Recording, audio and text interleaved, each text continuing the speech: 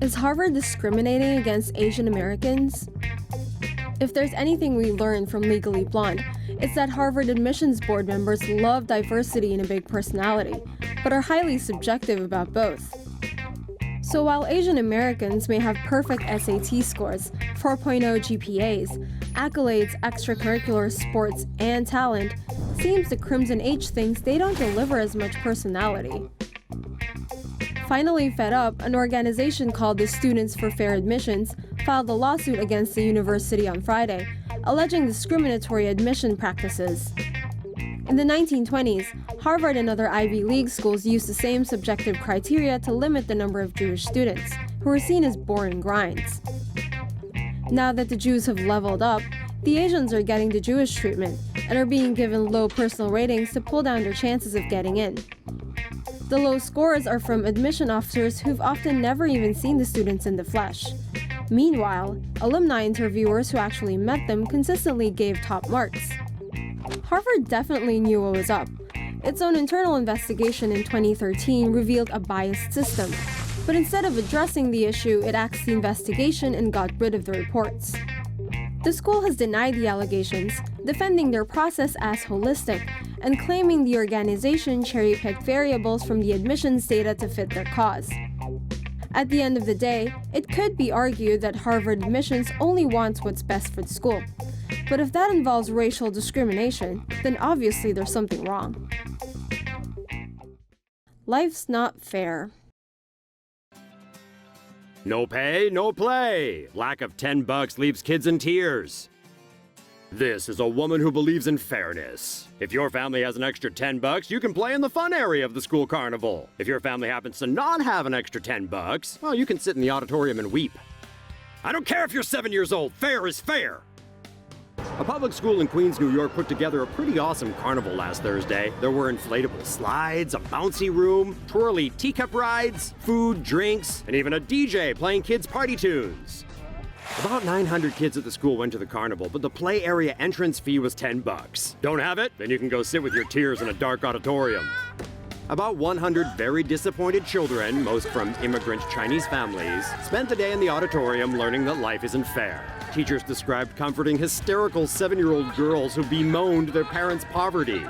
Principal Joan Monroe got extra points for callousness for later making a list of the families that paid and sending them a gift bag. Parents are charged fees for school events, and reports say the carnival cost about $6,000 to put on, but the school still made a profit of around $3,000. The president of the Parents Association later admitted they screwed up after he somehow came to the realization that being cruel to 100 underprivileged young children was somehow, wrong. You think? But the story actually has a happy ending. The carnival company boss was appalled that some kids were excluded and said his company will throw a free bash for the banned kids. Nice job, sir. But do us a favor and don't let the principal in. White woman wants white doctor at Canadian clinic.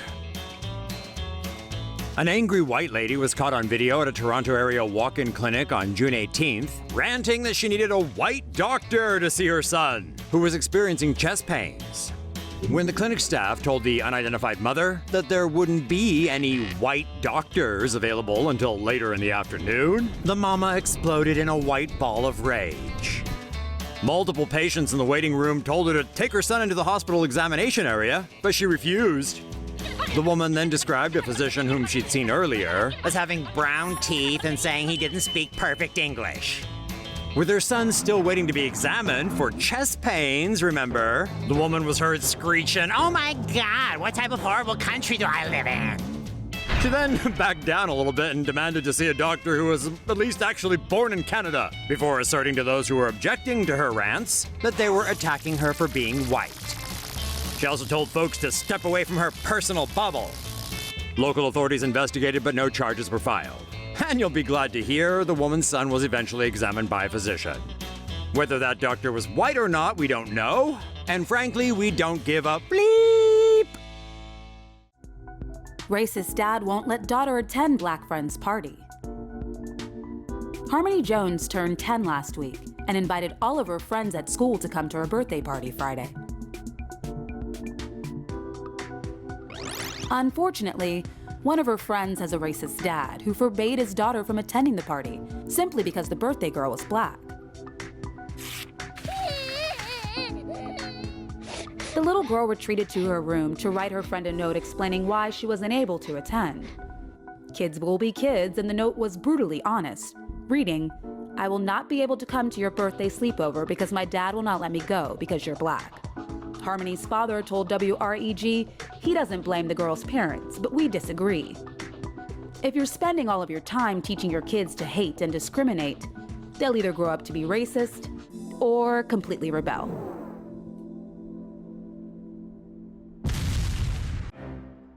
Delta staff refused to believe a black woman was really a doctor. A young black female doctor's Facebook post detailing an alleged case of discrimination during a mid-flight medical emergency is setting social media on fire this week. Tamika Cross claims she was flying to Houston from Detroit via Minneapolis aboard a Delta Airlines flight when an old man sitting 2 rows in front of her became unresponsive. Initially thought by airline staff to be a night terror, the man became unresponsive again and staff asked for help. That's when Tamika volunteered to help, but was told by the airline attendant that she needed an actual physician. That same Delta attendant reportedly probed her for info, asking her for credentials, about her background, what she was doing in Detroit, all while a medical emergency was going on. But everything was cool when some white dude claiming to be a doctor showed up and helped the old guy. Well, it was cool for everyone except Tamika.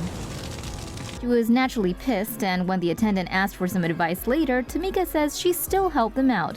Afterward, Tamika writes that the airline staff did apologize and tried to offer her free Sky Miles. But hey, even free miles won't cut it in cases of discrimination. Delta has since responded to the news by saying discrimination is unacceptable and they're investigating what went down. New Zealand passport system unable to detect Asian man's eyes. 22-year-old aerospace engineering student and DJ Richard Lee was born in Taiwan but raised in New Zealand. He holds a valid New Zealand passport. Unfortunately, when it came time to renew his passport on December 6th, he had a wee bit of trouble with the government's online portal. Lee's passport photos looked fine by most human standards, but when he tried to upload them onto the New Zealand government website, they didn't take. The reason? The system could not detect his eyes.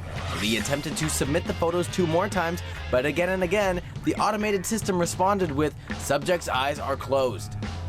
When he contacted Internal Affairs to find out what the real reason was, he was told uneven lighting on the face caused his photo to be rejected. Okay? Well, finding humor in the failures of the system's facial recognition technology, Lee decided to have a little fun and used a Snapchat filter to add some absurdity to point out the website's gaffe. Think he made his point? After retaking his photos and making sure to keep his eyes wide open, his new shots were accepted. His passport finally renewed. Man, who knew online portals could discriminate so hard? What a lowlife. Netizens are fuming after an online video captured a jogger throwing out a homeless person's belongings in Oakland. The incident occurred near Lake Merritt, close to where the now infamous barbecue Becky called the cops on 2 men for barbecuing while black. On Friday, 30-year-old Henry Sinte was so offended by a homeless man's things that he paused during a run and started dismantling the makeshift encampment. Bystanders confronted Sinte as he tossed stuff into the lake and a nearby garbage can. When asked to stop, he fired back that he was simply taking out the trash. After video of his douchebaggery blew up online, Sinte, now dubbed Jogger Joe, returned the next day to pull stuff out of the lake.